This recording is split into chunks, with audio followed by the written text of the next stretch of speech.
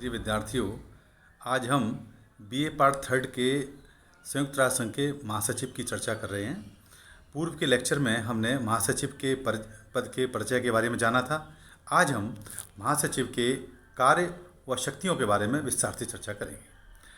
संयुक्त राष्ट्र चार्टर पर हस्ताक्षर होने के पश्चात तथा जनवरी 1946 में महासभा के अधिवेशन से पूर्व पृथ्वी कमीशन ने अपनी रिपोर्ट में महासचिव के कार्यों को 6 भागों में विभाजित किया था।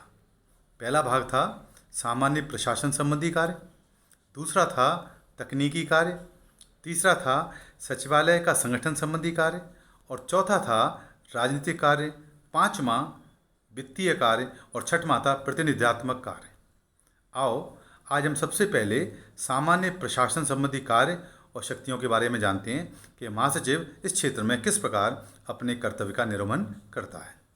चार्टर के अनुच्छेद 97 के अनुसार महासचिव यूएनओ का प्रमुख प्रशासनिक अधिकारी होता है।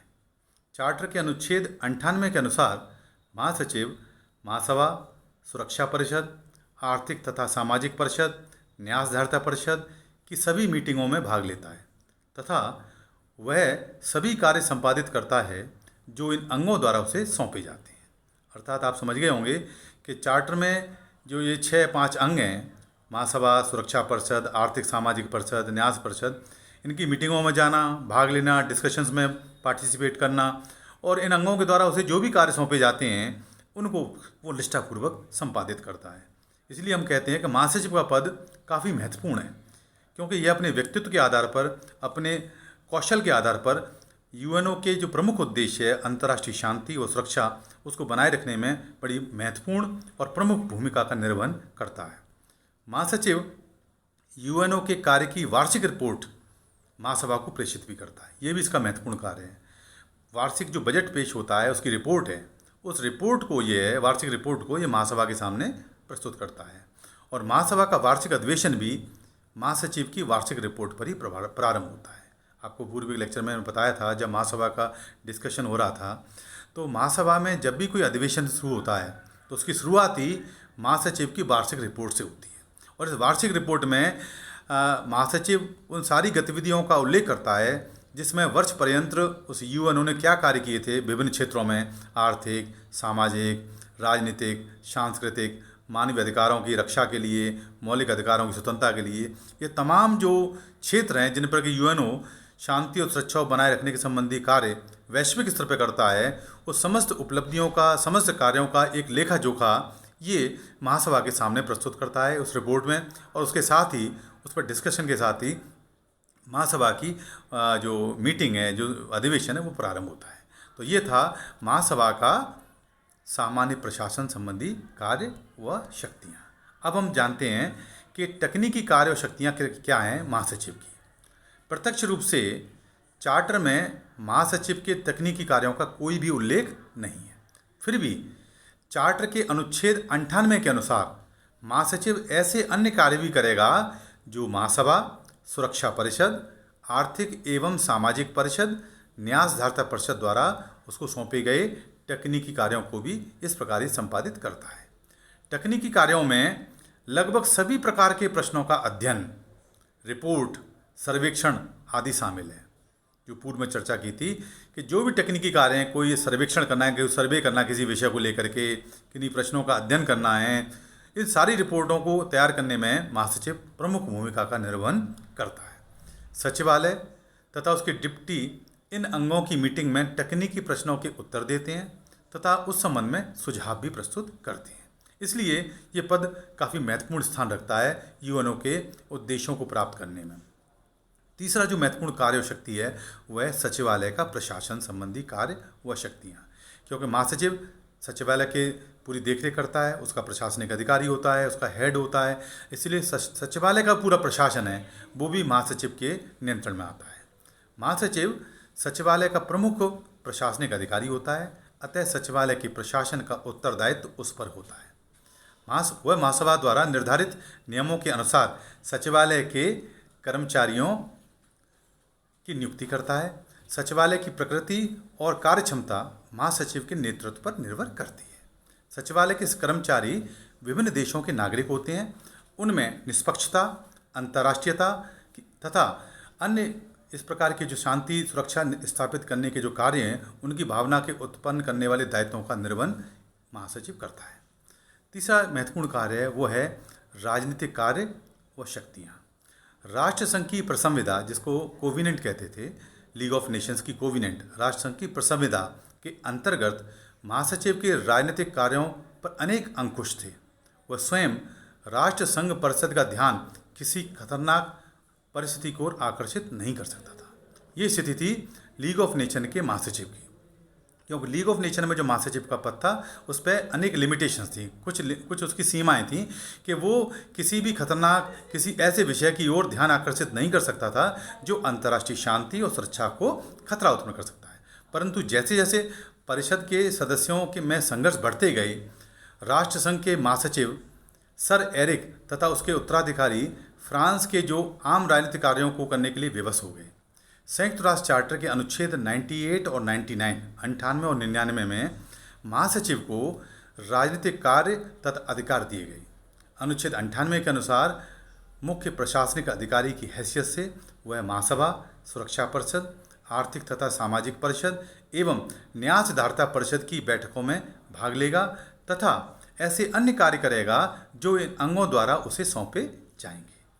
महासचिव के राजनीतिक कार्यों के संबंध में सबसे महत्वपूर्ण प्रावधान अनुच्छेद 99 में है। इसके अनुसार महासचिव सुरक्षा परिषद का ध्यान किसी ऐसे विषय की ओर आकर्षित कर सकता है जिससे उसकी राय में अंतर्राष्ट्रीय शांति तथा सुरक्षा को खतरा उत्पन्न हो सकता है। इस अनुच्छेद के अंतर्गत महासचिव को जांच करने तथा अनौपचारिक राजनीतिक कार्यवाही आदि का अधिकार प्राप्त होता है। अगला जो महत्वपूर्ण कार्य शक्ति है वो वित्तीय कार्य है। वित्तीय कार्यों, फाइनेंशियल जो फंक्शंस हैं, वित्तीय कार्य के अंतर्गत महासचिव संयुक्त राष्ट्र संघ के बजट को तैयार करता है, सदस्य राज्यों के अनुदान एकत्रित करता है तथा उन पर अपना नियंत्रण रखता है। अर्थात सदस्य राज्यों के जो भी ग्रांट्स हैं उनको इकट्ठा करता है और उन पर नियंत्रण रखता है, उन पर वॉच रखता है। ये इसका बड़ा महत्वपूर्ण फाइनेंशियल वर्क है। मिस्र तथा कांगो में संयुक्त राष्ट्र सैनिक कार्रवाई के कारण संयुक्त राष्ट्र को आर्थिक संकट का सामना करना पड़ा था। अतः संयुक्त राष्ट्र संघ के महासचिव को विवश होकर अपना अधिक समय शक्ति संयुक्त राष्ट्र की आर्थिक स्थिति को ठीक करने में व्यतीत करना पड़ा था, क्योंकि ये आप सभी को विदित होगा कि यूएनओ की आर्थिक स्थिति बहुत दयनीय है और जो भी शांति निर्माण के कार्य होते हैं, शांति सेनाओं के संबंधी जो कार्य होते हैं, उनमें काफ़ी व्यय होता है और इस व्यय का जो व्यय की पूर्ति सदस्य देशों के अंशदान के द्वारा होती है और सदस्य देशों द्वारा लंबे समय तक यूएनओ को ये अंशदान का भुगतान नहीं किया गया है। अतः यूएनओ का बजट काफ़ी गड़बड़ा गया है। ऐसी स्थिति में महासचिव का रोल, जो भूमिका है, वो बड़ी महत्वपूर्ण हो जाती है। वो सदस्य राज्यों पर उनको मोटिवेट करता है जिससे कि वो अपने अंशदान को नियमित रूप से यूएनओ को दें और उस आधार पर यूएनओ अपने शांति जो मिशन है, शांति निर्माण के जो मिशन है, पीस बनाने के जो मिशन है कि शांति को कैसे स्थापित किया जाए, पुनर्स्थापित किया जाए, इसके लिए वो द्रुत गति से कार्य कर सके। यह कार्य बड़ी महत्व का है। इसके लिए महासचिव को सदस्य राज्यों के साथ राजनीतिक विचार विमर्श भी करना पड़ता है। अगला जो महत्वपूर्ण कार्य है वो है प्रतिनिधित्मक कार्य व शक्तियाँ। संयुक्त राष्ट्र के औपचारिक वक्ता के रूप में महासचिव प्रतिनिधित्मक कार्य संपादित करता है। वह सभी राज्यों की सरकारों से या सदस्यों से या अन्य जो एजेंसियों से उनसे विचार विमर्श करके और समझौतों के द्वारा अपने प्रतिनिधित्व को स्थापित करता है, उनसे बातचीत करता है, उनसे समझौते करता है, जिसके आधार पर विशिष्ट एजेंसियों के साथ समझौते करता है जिससे कि यूएनओ अपने उद्देश्य को प्राप्त करने में सफल हो सके, उसमें किसी प्रकार की कोई अड़चन हो, कोई रुकावट आ रही हो, वो दूर हो सके। हमने देखा है कि पिछले कुछ दिनों से महासचिव के कार्यों में निरंतर वृद्धि होती जा रही है। जब यूएनओ का गठन हुआ था उस समय महासचिव के कार्यों में इतनी वृद्धि नहीं थी, लेकिन धीरे धीरे बदलते वैश्विक परिदृश्य के कारण अंतर्राष्ट्रीय परिस्थितियां जो परिवर्तित हो रही हैं, विभिन्न नए राजनीतिक प्रतिमान मॉडल्स स्थापित हो रहे हैं, उस आधार पर महासचिव की भूमिका अधिक इम्पोर्टेंट हो गई है और इस कारण उसकी कार्य और शक्तियों में वृद्धि हो रही है। महासचिव के कार्यों तथा अधिकारों में निरंतर वृद्धि के मुख्य कारण हम 3 बिंदुओं में हम परिभाषित कर सकते हैं।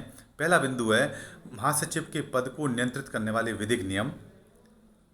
दूसरा है सदस्य राज्यों के कुछ अभ्यास, कुछ प्रैक्टिसेस हैं जो महासचिव को किस प्रकार महत्व देते हैं। तीसरा, महासचिव के पद के प्रति सदस्य राज्यों का राजनीतिक दृष्टिकोण। मुझे लगता है कि इस डिस्कशन से आपको महासचिव के कार्य और शक्तियों का ज्ञान स्पष्ट हुआ होगा। और परीक्षा के दृष्टिकोण से कई बार यह प्रश्न पूछ लिया जाता है कि शांति निर्माण में या यूएनओ के उद्देश्यों की प्राप्ति में महासचिव की भूमिका का आप उल्लेख कीजिए। तो ये जो 2 लेक्चर्स मैंने आपके सामने प्रस्तुत किए हैं, भाग 1 और भाग 2 महासचिव से संबंधित, इसके आधार पर आप ये स्पष्ट कर सकते हैं कि महासचिव का पद यूएनओ के चार्टर के द्वारा स्थापित उद्देश्यों को स्थापित करने में कितना महत्वपूर्ण है। ये महासचिव के व्यक्तित्व पर निर्भर करता है कि वो किस प्रकार अपने व्यक्तित्व का प्रयोग करते हुए अंतर्राष्ट्रीय शांति और सुरक्षा में द्रुत गति प्रदान कर सकता है और उनको सफलता के शिखर पर ले आता है।